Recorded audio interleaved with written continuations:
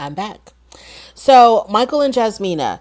So, Jasmina tells us that when they were having breakfast on the balcony, this is the next morning, I think, day 4, when they were having breakfast on the balcony, Michael had brought up the whole never have no not the never have I ever game. He brought up a conversation that they were he brought up a situation that happened on the catamaran. According to Michael, when the question came up of whether or not they consummated their marriage, as he was explaining to whoever was asking them the question, as he was explaining it, of why they didn't consummate their marriage yet, he claims that that Jasmina cut him off. And he thought that that was rude and disrespectful. And he wanted her to apologize. And Jasmina is telling us that that didn't happen. And they showed the flashback. And it didn't happen.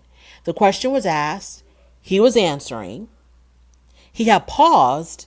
And then she had said, before that happens, I need to have a deeper connection with my spouse. She didn't cut him off. She didn't interrupt him. He had stopped talking. So in his reality, she cut him off, and he wants her to apologize, and she refused to apologize for that. So she was willing to apologize for how it made him feel, which I'm thinking, why would you apologize on how it made him feel when the incident didn't even happen? His feelings have nothing to do with reality. His feelings are something that he's conjuring up in his mind. If you accidentally step on someone's foot and you didn't do it on purpose, and they accuse you of doing it on purpose, and you said, no, I didn't do it on purpose, and they say, yes, you did, you stomped on my foot on purpose, and you say, okay, I didn't stomp on your foot on purpose, but I will apologize for the pain that it caused, or I will apologize for how that made you feel.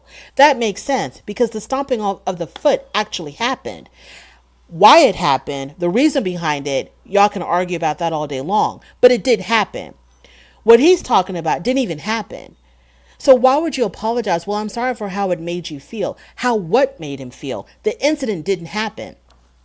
But I guess she just wanted to make peace. She didn't want to go on and on about this, so she just wanted to make peace. She's like, look, I'm not going to apologize for cutting you off because I didn't, but I will apologize for how it made you feel. And he saw that as being very dismissive. He wouldn't accept that. And she said that he was coming on to her really strong, really aggressive. She didn't like the words that he was using. She didn't like the tone that he was using. And she was like, I can't deal with that. I can't deal with that. She goes, I'm so upset I can't even be in the same room with him because he refuses to have a civil conversation. And she doesn't know that she can even be married to this man. Moving on, Olajuwon and Katina, they're going out to eat. This is when he laid down his game so thick. And she fell for it. So they're out at dinner. And she tells him, I know you told me not to say nothing to Lindsay, but I was really burning inside, and I had to confront her. And so I had to tell her that she was coming off all crazy, and it was just unacceptable how she was acting. So he tells her he likes that. He was like, you know what? Let's water under the bridge. Let's just forget about it. This is about us. Let's just talk about us. And in his confessional, he liked it. He was like, oh, my baby was defending me and I wasn't even there. And she was, standing up for her man. So he really liked that. So he says he married the right woman because, she was defending him. So they talk about the threesome thing, and he's like, you know what? I'm not even really worried about that. I would never want a threesome because I have you, and you're everything to me. No, I'm sorry. She tells him that she would never do it because she doesn't want to share. She doesn't like sharing. And then Olajuwon says he wants to and then she says that Olajuwon doesn't like to talk about his past, when he was Isaac. He doesn't want to talk about his past because he feels like the old Olajuwon's got nothing to do with the current Olajuwon. Isaac has nothing to do with Olajuwon. And so he doesn't really want to dwell too much on the past. Olajuwon tells Katina that it's so easy to talk to her, to be vulnerable with her. And he says, I've never been vulnerable with anybody in the past because I've never met the right woman until I met you. And that's why it's so easy for me to open up to you and be vulnerable to you. He said he deleted his Instagram. Why? Like, why would you delete your Instagram? Just stop doing the shenanigans that you were doing. You don't have to delete your whole Instagram. Olajuwon talks about how well things are going and they haven't even been intimate yet. And that's like, to him, this is what he wants her to believe. He was like, I don't even think about that. Things between us is going so well and it's going so good. I don't even think about the intimacy part. The fact that we're not doing it. I don't, that's not even bothering me because we're just vibing on a whole nother level. He tells her, I want to get to know you. I want us to really connect on a deeper level. And then in his confessional, he says, I want to get to know her so well that like when I see her, when I look at her, I can tell automatically what type of mood she's in just by looking at her. That's how he wants to connect on a deeper level like that. Um, he laid it on so thick. And in her confessional, like when they kind of pull her to the side in that same scene, she's like getting all teary eyed and emotions, like, oh my God, I think I found the right man. I think he really loves me. I think this is the guy for me. And I'm like, Katina, this is day 3 or 4. And he was a player to the point where he could write the book on being a player. He could be the president of the Players Club. He can be memorialized in the Players Hall of Fame. He was so good of a player that you don't even realize, even though you're his wife, that you're being played. Because for him to be like, oh, we're not even being intimate and it's not even necessary for us to do that, that means he really wants to be intimate. He's like pulling you in,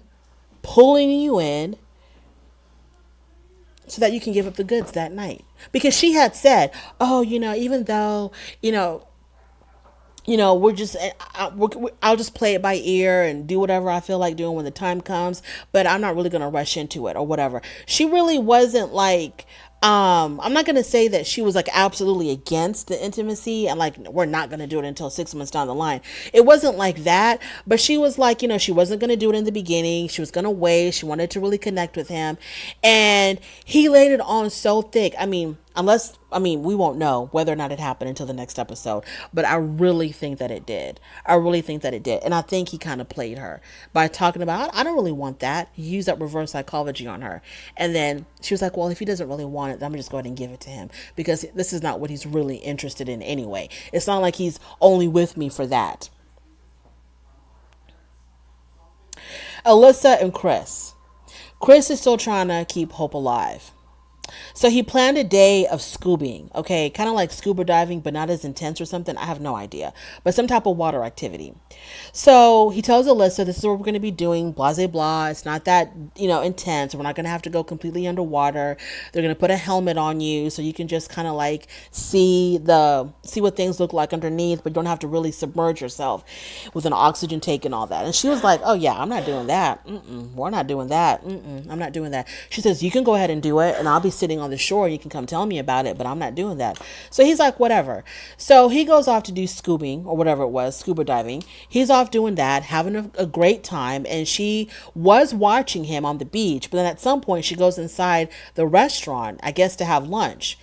And she starts, the producers are like, are you okay? Or why didn't you want to do it? And she was like, I don't want to do that. I don't want to be swimming next to him. I don't want to be anywhere near him. And so the producers were like, so what do you want to do? And I think she said, I don't know. She says, what did she say? She goes, I don't want to do anything.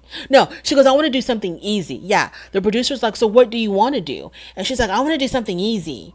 Okay, then go take a nap. Go sleep. And then in her confessional, she's like, she says that this is, oh yeah, I forgot to mention this. When she was watching him putting on the equipment, she said in her confession, this was the first time that she had seen him without his shirt. And it was like a hard no for her. She was like, yeah, I think I'll pass. She says in her confessional, he doesn't seem, I'm not attracted to him. I know for a fact now that I've seen him shirtless, I don't want it. So yeah. So back to the restaurant where she's eating by herself and she's boo-hooing and the producers are like, so what do you want to do? And she's like, I don't want to do anything, or I want to do something easy.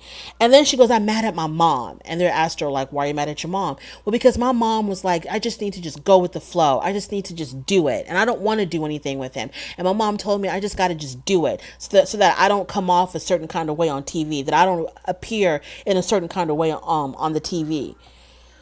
So she hates her mom. Or she's mad at her mom because her mother wants her to kind of go with the flow so she doesn't come off as being a really difficult bitch. That's why she's mad at her mom, because her mom is like, just do it to get along. Just try something new. Just give in a little bit. That's why she's mad at her mom.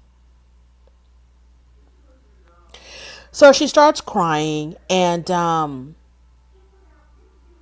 she's like, everybody's booed up around here. All the couples are together. Even if they're having problems, they're still together. I'm the only one who doesn't have anybody. And I don't want to be here, and I'm not happy here. And then all of a sudden, Chris is done with his activity, and he's walking along, and trying to, I guess, he was going to join his wife at the table. And then when she sees him, she tells the producers, "Oh, I don't want him to come anywhere near me." So then you see the producers approaching him, I guess, to tell him, let's go talk.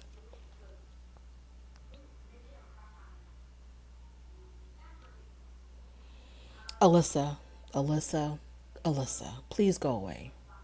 You're ruining the show for us. This is not fun to watch you inflict this type of emotional abuse on someone who hasn't even done anything to you. He's just trying to follow the process. He's just trying to go with the protocol. He's just trying to connect with you. He didn't say he's madly head over heels in love with you. He didn't say, "Oh, on decision day, Alyssa, I'm going to say yes. I want to be with you." He's not acting creepy or cringy. He's giving you the space. He's giving you the respect, because he really could have told you a thing or two about yourself, but he didn't.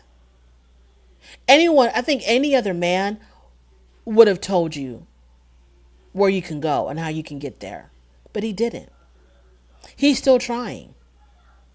And you're treating him like he's some kind of a serial killer or something.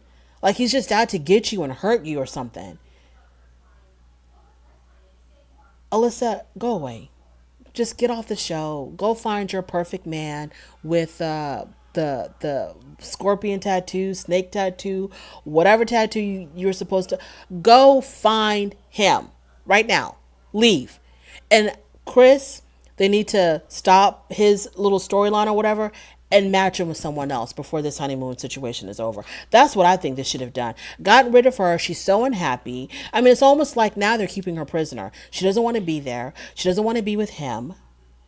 Let her go. Let her go. Let her go find her whatever snake tattoo man. Let her go. Noy and Steve. They're in the pool, they're canoodling, they're getting closer. And the thing about this scene that I want to talk about is when in her confessional, she said that she's only been in love one time in her life. I find that hard to believe, but whatever. She said she's only been in love one time in her life. And when that was over, she felt so grateful that she had the chance to experience what being in love is like. And she just accepted the fact that she would never be in love again until she met Steve. And within 3 days, she says that she feels even more grateful that she's getting to experience being in love for the second time in her life. She says she's not going to tell him that, but she's just letting us know that she's in love again for the second time of her life. If this is what being in love is to her, you meet a guy and 3 days later you're in love like this, and to the point where you're crying when you're talking about it. I really want to know that first time that she was in love with, what did that look like? What did that look like? Did she fall in love with him while they were still, communicating on the dating app before they even met? She was head over heels in love with him. I want to know what that looked like. If she's so grateful that she's in love again with Steve and it's only day 4 or day 3. Jasmina and Michael, they're at dinner. They talk about the whole incident again with him imagining her cutting him off.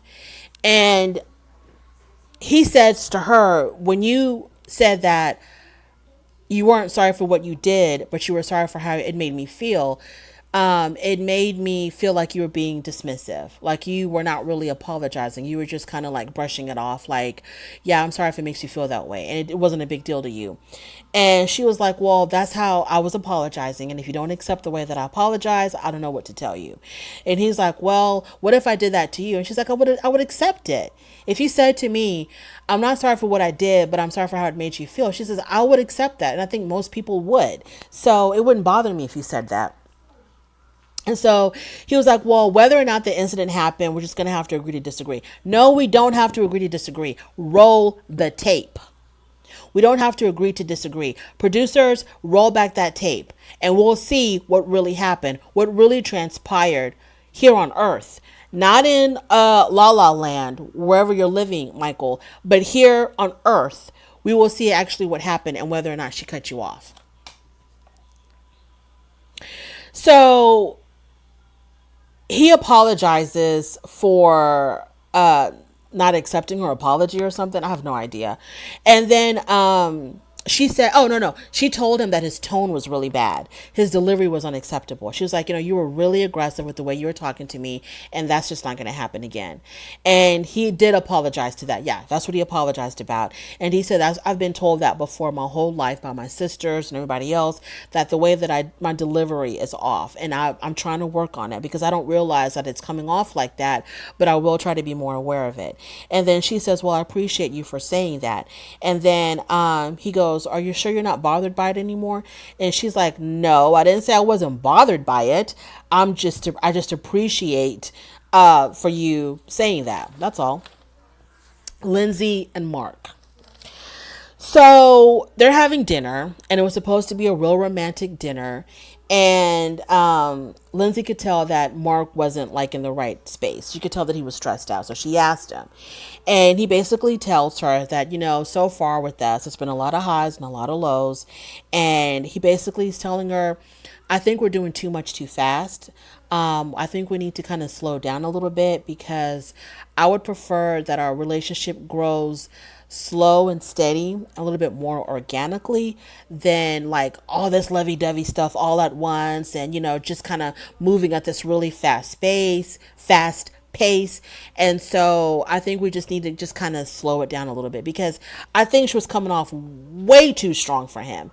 And his feelings were not on the level that she was making it seem like her feelings were. I don't think her feelings are there yet. I think she just puts on this show that she's so head over heels in love, thinking that if she lays it on thick, he's going to fall for her quickly. And then on decision day, he's not going to reject her. That's what I think. But he caught game and he was like, I know what she's trying to do and we need to slow it down. And he keeps telling her that, let's slow it down. And then she says to him, well, if you want me to slow it down, if you're going to point out my faults and how I'm moving too fast, homeboy, let's talk about your faults. And she says to him, what about the fact that, number one, she says to him, okay, let's talk about the fact that you are clogging up the toilet. You're tooting in bed. You're chewing with your mouth open. You're tooting with the door open. Let's start there. If you feel like I have some issues that I need to work on, well, you got some issues that you need to work on too, because we're going to meet each other halfway on this. She was really hurt by the fact that he planned a romantic dinner and she thought it was going to be really sweet and romantic, but instead he tells her that they need to pull it back. And so she's really upset about that. And she tells him, if you want me to pull it back, I'm going to pull it all the way back. You just don't know because there is no in between with me. Either I'm all in head first or I'm way over on the other side. I'm going to pull it all the way back for you. And he's like, so there is no middle ground? And she's like, no, there is no middle ground. And he's like, I'm just asking you to bring it down a notch. He's like, she says like, I'll do you better. I'll do you better. I'll bring it about 1,000 notches. So then she gets up and she leaves. She goes back into the room and he follows her back to the room. And she's like, I don't want to talk. I don't want to talk. And so he's following her around. He wants to talk to her. And she says that he completely misled her. She's like, earlier you were like, oh my God, you're the perfect woman for me. You're awesome. You're beautiful. You're great. I really love being with you. This is going to work. We're the perfect match for each other. And now you want me to pull it back? And so he says, you know what? I tried to plan a very romantic dinner. And she goes, what part of that dinner was romantic? And so they're kind of bickering, going back and forth on that. And then, he ends up walking out of the room. So she's really upset. She thought things were going one way and then he pumped the brakes and things are going a completely different way. He wants to slow it down. I don't know exactly what happened. Because if he was pumping her up and talking about how great everything was, why does he want to slow it down now? Like, I was really confused about that. Olajuwon and Katina. So they come into their room, and there's a heart made out of rose petals on the bed, and in the middle of the heart are the initials KD. And I think his last name is it Dixon? For the sake of argument, let's say it's Dixon. And so he's like, those are your initials. You're no longer K whatever. You're a KD now, Katina Dixon. You're taking on my name or whatever. And so Olajuwon says, this is my queen. I will never let anyone hurt her. He starts massaging her feet. And in her little confessional, she's like, to me, he's so sweet. He might be sour to other people, but to me, he is so sweet. And she goes, I found the person who was meant for me. And I just feel so happy. And she's crying. And so we have this beautiful, oh, so they're in the bed together. And Olajuwon says, he says to her, we have a beautiful, and I'm proud to say, black love. We have a beautiful black love. That's what he tells her. When he said that, a beautiful black love, for some reason, it made me think that Olajuwon in his past did not date a lot of black girls. I don't know why that statement made me think that, but it did. And I could be wrong. It doesn't really matter, but I could be wrong. But for some reason, when he said that, when he says, we have a beautiful, and I'm proud to say, black love, it made me think I don't think he's dated a lot of black girls in his past. And his brother is married to a Caucasian woman, I think. I don't think Olajuwon has dated a lot of black girls in his past, but I could be wrong. So they start to, making it do what it do. And it was over. And we will see on the next episode if they finally consummated that marriage of theirs, which I think they did, because he played her. I think he played her. I was almost believing Olajuwon. I was almost falling for it. And then when I realized where this was going, it was going to Boomtown, I was like, no, he played her. Because if he was really serious about how they don't even really need the intimacy right now at this stage of their relationship, because they're still getting to know each other, he wants to connect with her at a deeper level, he wouldn't have been massaging those feet. He wouldn't have been doing that. But we'll see. If it didn't happen, I might have a tiny, tiny, tiny grain of sand size hope for Olajuwon that he's not a player. But if it did happen, he's still that player from the Himalayas, for real. That is my review. Thank you so much for joining me.